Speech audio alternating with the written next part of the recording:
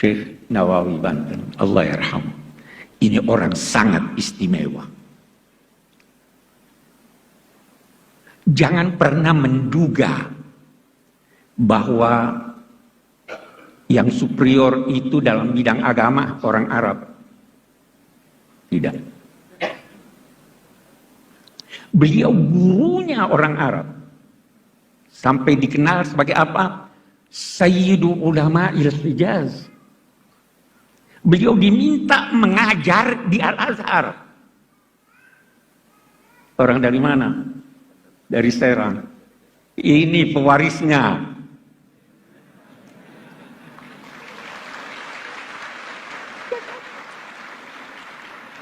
Terus sebabnya saya selalu bilang, ini perlu didorong. Nah, tafsir karya ulama Indonesia cukup banyak.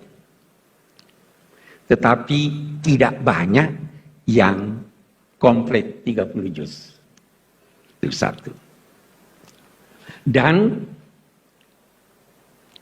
tidak banyak juga yang dalam bahasa Melayu atau bahasa Indonesia.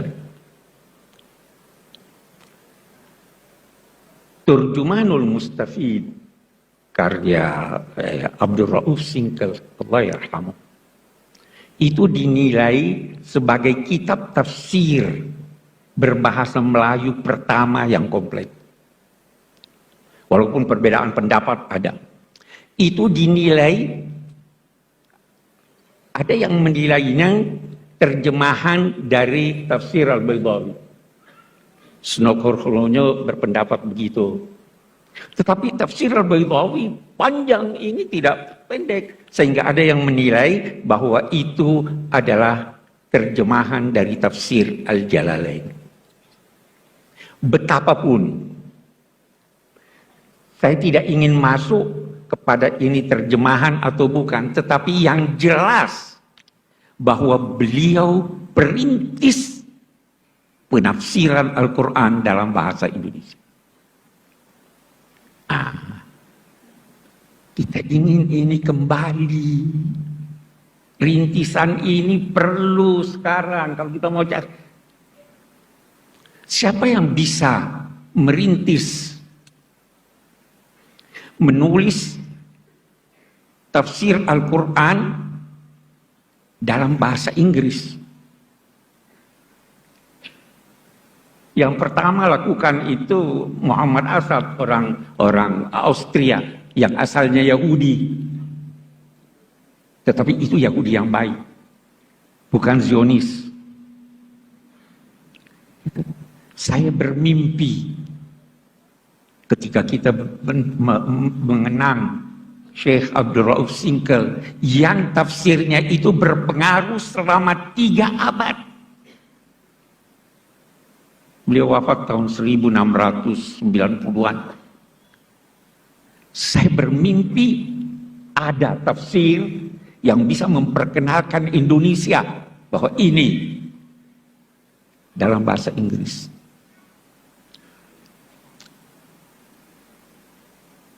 Itu kita, walaupun isinya boleh jadi sebagian kita tidak setuju. Apalagi kalau kita bicara tafsir Al-Baydawi. Ada di tafsir Al-Baydawi. Nah, ini di pesantren-pesantren pasti masih dibaca sekarang ya. Ada di tafsir Al-Baydawi dikutip hadis la tatara'a narahuma. Tidak boleh saling terlihat api yang digunakan memasak antara apinya orang Muslim dan apinya orang Yahudi. Terus dia berkata, itu firman Allah, wala tattakhidul yahuda wan nasara auliya, adalah larangan mempekerjakan orang Yahudi. Ini nggak bisa. Itu dibantah sudah oleh ulama-ulama yang lain. Tapi kita berkata, itu pada masanya. Pada masa kita, situasi telah berbeda. Jadi walaupun kita membaca, kita kritis. Betapapun Syekh Abdul Rauf Singkel adalah perintis yang harus kita hormati dan kita ikuti jejak beliau dalam hal yang benar. Saya pindah. Syekh Nawawi Banten, Allah yarham.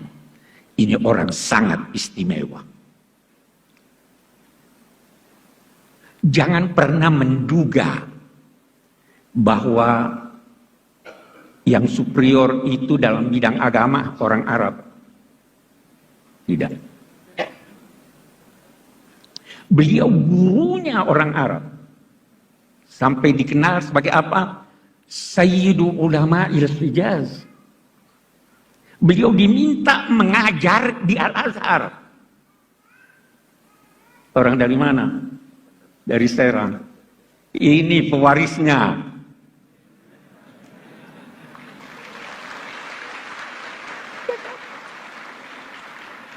Terus sebabnya saya selalu bilang, ini perlu didorong.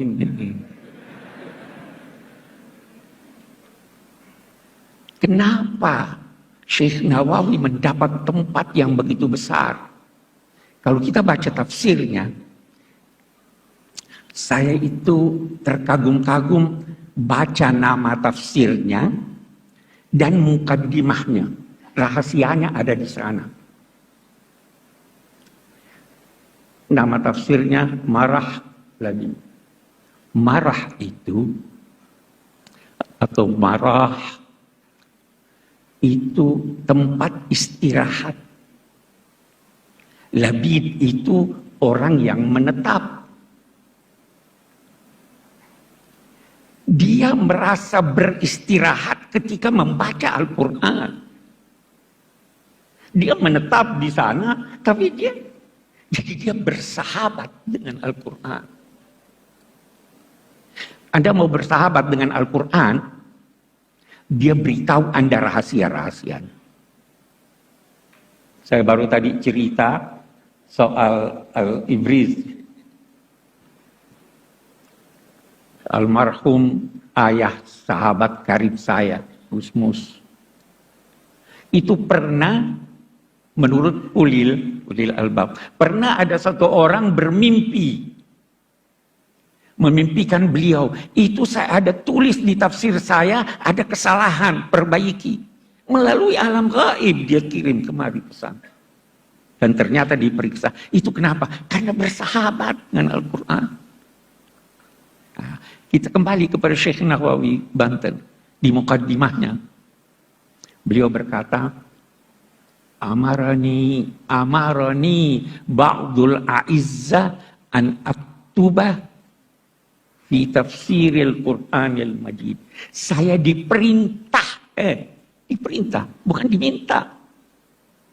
Lihat tawadhu'nya, rendah hatinya. Saya diperintah oleh orang-orang mulia untuk menulis tafsir Al-Quran. Fataraddatu zamanan tawilan.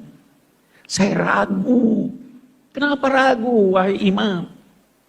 Jangan sampai saya termasuk kelompok orang yang dinyatakan Nabi memfassar Al-Quran bi ra'yihi falyatabawwa maka. Ini orang takut. Tidak gampang tafsir. Ini sudah alim besar ini masih takut dia menafsirkan. Memang itu. Allahu nazzala ahsanal hadis kitaban mutasyabihan taqsya'irru minhu juludul ladzina amanu. Baru setelah itu wa tatma'innu qulubuhum. Ya kan? Setelah merasa takut zamanan, waktu yang panjang, saya nggak bisa, takut saya salah. Terus beliau menulis apa? Maka saya menulis iqtidaan bis salafis salih, mengikuti orang-orang alim sebelum saya. Baru ada hal yang menarik lagi dari mukaddimahnya. Li'anna di kulli zamanin tajdida. Allahu Akbar. Ini tahun berapa tuh itu? Tahun